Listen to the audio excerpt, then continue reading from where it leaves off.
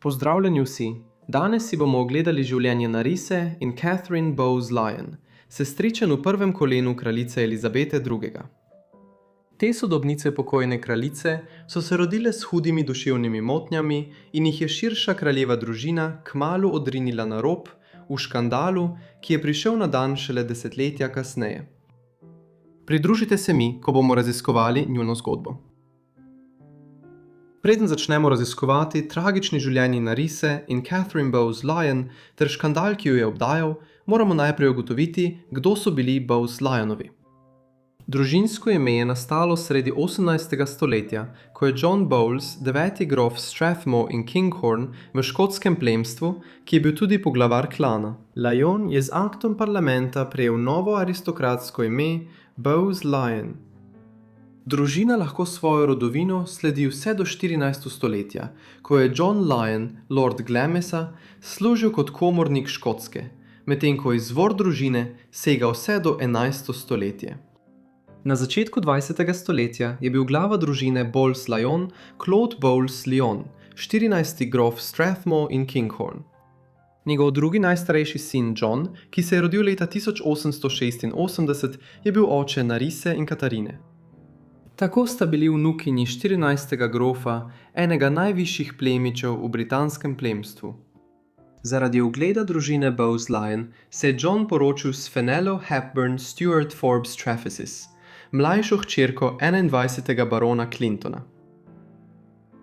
Zakon Johna Bowlesa-Lyona in Fenele je kmalu obrodil številne otroke. Julija 1916 se jima je rodila hči po imenu Patricia, ki pa je žal umrla tik pred svojim prvim rojstnim dnem. Le nekaj mesecev kasneje se je rodila še ena hči, Anna. Bila je zdrava in je živela razmeroma dolgo in srečno življenje, prav tako kot Diana, ki se je rodila mnogo let kasneje, leta 1923. Vendar pa sta bili drugi dve hčeri Johna in Fenel v težavah. To sta bili Narisa, ki se je rodila 18. februarja 1919 in Katarina, zadnja izmed njihovih 5 hčera, rojena 4. julija 1926. Žal sta se tako Narisa kot Katarina rodili duševno prizadeti. V manj politično korektni terminologiji tistega časa so jo označili kot, citiram, imbecilki. Natančna narava njune prizadetosti pa ni povsem jasna niti danes. Takšne prizadetosti niso bile povsem redke med evropskim plemstvom v začetku 20. stoletja. Dolga leta parjenja v sorodstvu in porok med bratranci in sestričnami v prvem in drugem kolenu so povzročila, da so se hude bolezni in duševne težave razširile med številnimi kraljevimi rodbinami na celini. Ne glede na to, kako huda je bila ta težava pri Narisi in Katarini Bowes-Lyon, vemo, da se nikoli nista naučili pravilno govoriti ali učinkovito komunicirati. Vse to se je dogajalo v času, ko je bilo zelo malo medicinskega razumevanja o vzrokih za takšne bolezni, hkrati pa je bila na duševne motnje še vedno vezana precejšnja družbena stigma. Tako sta bili leta 1941 Narisa in Katarina, ki sta bili takrat stari 22 oziroma 15 let, strani družine nameščeni v kraljevo bolnišnico Earlswood v Surreyu. Ta je bila odprta leta 1855 kot umobolnico, vendar se je do sredine 20. stoletja spremenila v ustanovo, namenjeno bolnikom s hudimi duševnimi motnjami. In na to je družina večinoma poskušala prezreti dejstvo, da sta dekleti sploh kdaj obstajali. V naslednjih letih njuna mati Fenela ni obiskovala sester, prav tako jih niso obiskovali drugi člani širše družine. Njihov oče John je bil že dolgo mrtev, saj je leta 1930 prezgodaj umrl zaradi pljučnice pri 44 letih. Morda je ena največjih nepojasnjenih stvari pri vsem tem. Zakaj je družina čakala do leta 1941, ko je bila Narisa že v zgodnjih 20 letih, da sta bili sestri nameščeni v institucionalno varstvo? Usoda Narise in Katarine. Čeprav nam je v začetku 20. stoletja težko dojemljiva, verjetno nikoli ne bi postala predmet večjega javnega zanimanja, če ne bi bilo povezav, ki so se do takrat razvile med družino Bowes-Lyon in britansko kraljevo družino. Dne 26. aprila 1923, ko je bila Narisa stara komaj 4 leta, še 3 leta preden se je Katarina sploh rodila, se je mlajša sestra njunega očeta Johna, Elizabeta Bowes-Lyon, poročila z Albertom, vojvodo Yorškim, mlajšim sinom britanskega kralja Jurija V. Tako so bili od leta 1923 dalje Bowes-Lyoni povezani z britansko kraljevo družino preko zakonske zveze. Ta povezava z britansko monarhijo je v prihodnjih letih postala še močnejša. Kot najmlajši sin kralja Jurija V. ni bilo pričakovano, da bo Albert nasledil britansko krono. Ko je kralj umrl januarja 1936, ga je nasledil njegov sin Edward, ki je postal kralj Edward VIII. Vladavina novega monarha pa je bila izjemno kratka, saj je bila njegova odločenost, da se poroči z Wallis Simpson, Američanko, ki je bila dvakrat ločena, za britanski politični vrh nesprejemljiva. Zaradi tega je Edward v manj kot 12 mesecih abdiciral s prestola, nasledil pa ga je vojvoda Yorški kot kralj Jurij VI. Ta sprememba okoliščin je pomenila, da je Elizabeta Bowes-Lyon, teta Nerisse in Catherine, postala britanska kraljica soproga. Poleg tega je aprila 1926, le nekaj tednov pred rojstvom Catherine Bowes-Lyon, Elizabeta rodila hčerko, ki so jo poimenovali Elizabeta po njeni materi. To je bila bodoča britanska kraljica Elizabeta II., ki je bila sestrična Nerisse in Catherine. Vse tri mlade ženske so imele iste stare starše, Clauda Bowes-Lyona, 14. grofa Strathmore in Kinghorn, ter Cecilio Bowes-Lyon, rojeno Cavendish Bentinck. Skozi leta sta Nerissa in Catherine še naprej živeli v bolnišnici Royal Earlswood, kjer jo je širša družina večinoma ignorirala. Le nekaj več kot desetletje potem, ko sta končali v bolnišnici v Surreyu, je mož njune tete, kralj Jurij VI, prezgodaj umrl zaradi razširjene družinske zdravstvene težave, ki jo je povzročilo verižno kajenje. Nasledil ga je prvi bratranec, Nerisse in Catherine, kraljica Elizabeta II., ki je nato vladala Britaniji naslednjih 70 let in postala druga najdlje vladajoča monarhinja v mednarodni zgodovini. Velik del polemik okoli Nerisse in Catherine se osredotoča na izdajo Burke's Peerage iz leta 1963.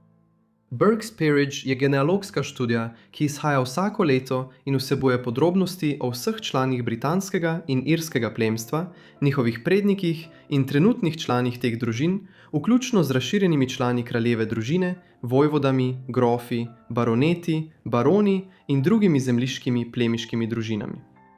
Prvič je bila izdana leta 1826, njen avtor pa je bil irski genealog John Burke, v času, ko je bila Irska še vedno popolnoma pod britansko oblastjo. Do 20. stoletja je bila publikacija izhajala vsako leto, članom britanskega in irskega plemstva pa so pošiljali obrazce za posodobitev genealogskih podatkov o njihovih družinah. Leta 1963, ko je družina Bowes-Lyon prejela svoj obrazec, ga je izpolnila Nerissina in Catherinina mati Fenella. Sporno je, da je navedla, da je Nerissa umrla leta 1940, Catherine pa naj bi preminila pred kratkim leta 1961. To je bilo kljub dejstvu, da sta bili njeni dve hčerki še vedno živi in sta prebivali v bolnišnici Earlswood. Ali je družina res lahko bila zavedena v prepričanje, da sta njuni dve hčerki umrli, glede na to, da so bolnišnici Earlswood še naprej vsako leto plačevali 125 funtov za njuno oskrbo tam. Takrat temu niso posvečali veliko pozornosti, vendar je bilo leta 1986 razkrito, da sta bili dekleti leta 1963 navedeni kot mrtvi, čeprav sta bili v tistem času obe živi. V poskusu, da bi to pojasnil, je nečak Fennell izjavil, da je bila njegova teta, ki je vmes umrla, precej nejasna oseba, za katero bi bilo povsem značilno, da bi napačno izpolnila obrazec, kot je tisti za Burke's Peerage. Vendar to komaj da predstavlja zadovoljivo razlago. Fenella je navedla točne datume, ko naj bi njeni dve hčerki umrli, in povsem jasno je bilo, da je poskušala prikriti dejstvo, da jih je družina namestila v Earlswood in nato poskušala delovati, kot da ne obstajata. Nerissa in Katharina sta v Earlswoodu živeli še desetletja. Nerissa je tam umrla leta 1986, stara 66 let. 45 let potem, ko so jo prvič namestili v bolnišnico. Njenega pogreba se ni udeležil nihče iz širše družine, čeprav je bilo do takrat veliko njenih ožjih družinskih članov že pokojnih. Namesto tega so bili edini žalujoči prisotni bolnišnično osebje. Katarina je še naprej živela v Earlswoodu, dokler bolnišnice niso zaprli leta 1997. Pred zaprtjem so Katarino skupaj z več drugimi bratranci in sestričnami, ki so jih skozi leta poslali v Earlswood zaradi iste genetske bolezni, preselili v Catwin House, dom za oskrbo v bližini v Surreyu. Ko so tudi ta dom zaprli, leta 2001 so Katarino ponovno preselili. Umrla je šele februarja 2014, ko je bila že skoraj stara 90 let, potem ko je več kot 70 let preživela v različnih domovih za oskrbo. Niti ona, niti Narisa se nikoli nista naučili komunicirati z drugimi, tako huda je bila njuna invalidnost. Zgodba Narise in Katarine je postala vir precejšnjih polemik leta 1986 po Narisini smrti. Zgodbo o kraljičinih sestričnah v prvem kolenu, ki sta bili skriti pred svetom in se jima je njuna lastna družina dejansko odrekla, je razkril časopis The Sun v Veliki Britaniji. Nadaljne preiskave so razkrile, da je njuna mati Fenela navedla lažne podatke, da sta umrli že mnogo let prej, kar je še povečalo polemiko. Tukaj so bili dokazi, da so Bowes-Lyonovi ne le dali dveh svojih hčerki v bolnišnico in jo na to praktično ignorirali, ampak so se tudi pretvarjali, da sta sestri umrli že mnogo let prej. Da bi zadevo še poslabšali, so se nato pojavile podrobnosti o smrti Narise in dejstvo, da se njenega pogreba ni udeležil noben družinski član. Šokantno je bilo razkrito, da je bil njen grob na pokopališču Redstone neoznačen, razen plastične oznake in serijske številke. To so kasneje popravile dve nečakinji in nečak Narise, ki so poskrbeli, da so na grob postavili nagrobnik. Do poznih 80 let prejšnjega stoletja so bile podrobnosti o tem, kaj se je zgodilo, večinoma že znane javnosti. Vendar se je zgodba od takrat večkrat ponovno pojavila v središču pozornosti. Naprimer, leta 2011 je Channel 4 predvajal dokumentarni film z naslovom Skrite kraljičine sestrične.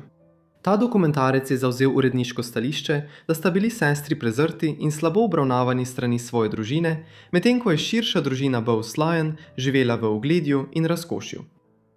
Verjame se tudi, da je to močno razžalostilo kraljico Elizabeto II., ki je bila neposredno povezana z naslovom. A kdo bi bil skoraj povsem neveden o tem, kaj se je zgodilo z Nariso in Katarino? In zagotovo ni bil na noben način vpleten v odločitev, da sestre leta 1941 namestijo v Earlswood. Pred kratkim je zgodba o Narisi in Katarini postala del priljubljene serije The Crown na Netflixu, kjer je osrednji del 7. epizode 4. sezone z naslovom Dedno načelo. Z vnovičnim pojavom njune zgodbe, pomembne publikacije kot sta Harper's Bazaar in Esquire ponovno poročajo o zgodbi sester Bowes-Lyon. Kljub temu pa polemika glede sester vsekakor kaže na določeno brezčutnost družine Bowes-Lyon. Zgodba Narise in Catherine je odraz tega, kako je domnevno razsvetljena družba, kot je Velika Britanija, še sredi 20. stoletja ravnala z osebami s težkimi intelektualnimi motnjami. Hvala vsem, ker ste si ogledali ta video o sestrah Bowes-Lyon. Upam, da vam je bil zanimiv. Sporočite mi v komentarjih spodaj, kaj menite o njunem življenju in zgodbi. Če imate še kakšne druge predloge, jih prav tako pustite v komentarjih. Upam, da ste naročeni na moj kanal in da imate vklopljena obvestila, da boste prejeli vse moje videoposnetke, takoj ko jih objavim. Če vas zanimajo zgodovinske knjige, predmeti ali karkoli v zvezi z mojo opremo, so v opisu povezave do moje trgovine na Amazonu.